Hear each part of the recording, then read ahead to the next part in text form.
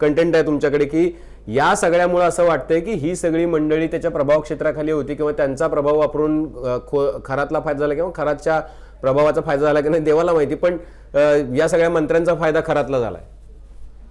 नाही नाही, मी तुमचा हा प्रश्न चांगलाच आहे की भक्त म्हणून जाण्यात काय गैर आहे आणि एखादा कळत नसेल आपल्याला, म्हणजे जसं आपण म्हणतो ना की बाबा रावणाचा दोष काय, तर त्याने सीता मातेला पळवून नेण्याचा प्रमाद केला. पण त्याहीपेक्षा मोठं पाप काय आहे, तर मोठं पाप हे आहे की तो साधूच्या वेशात गेला. साधू संत बदनाम झाले ना, साधूच्या वेशात त्याने ते अपहरण केलं. खराताचा दोष काय आहे की त्याने साधू संत अध्यात्मिक क्षेत्र बदनाम करायचा प्रयत्न केला. तरी सुद्धा आपण केसरकर जर पूजा करत असतील, गोडसे पूजा करत असतील, एकनाथ शिंदे आणि लता वहिनी पूजा करत असतील, आपण तरी सोडून देऊ, काय बोलायचं नाही त्याच्यावर. पण मला सांगा की MIDC मध्ये काय काम आहे, केसरकरांचं काय काम?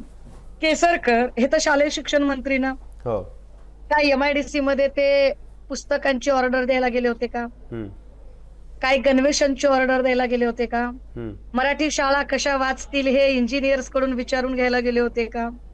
बरं, त्या ठिकाणी महिला आयोगाची सगळी कामं सोडून चाकणकर काय करत होत्या?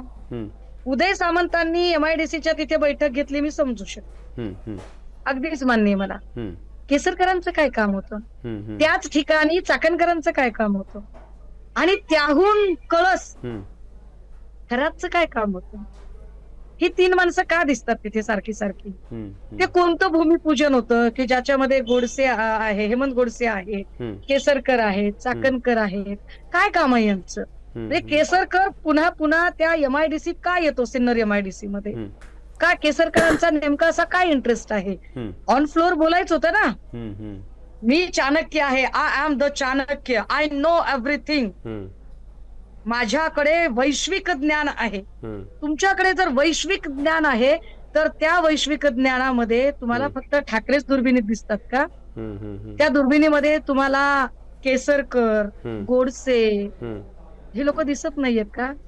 की दिसत असूनही, म्हणजे म्हणून मी म्हटलं की हे सगळं प्रकरण खरंच लॉजिकल एंडला जाणार आहे की फक्त आणि फक्त मित्र पक्षातल्या लोकांना चेकमेट करण्यासाठी की बघा आता तुम्ही CCTV निगराणी खाली आहात, एवढा संदेश देण्यासाठी आहे का? हे नेमकं कशासाठी आहे एकदा कळलं पाहिजे. कारण महिला लैंगिक शोषण हा तर एक भाग झाला हो साहेब, हा एक भाग झाला, पण याची व्याप्ती दिवसेंदिवस वाढत चालली ना. त्या व्याप्तीचं काय करायचं?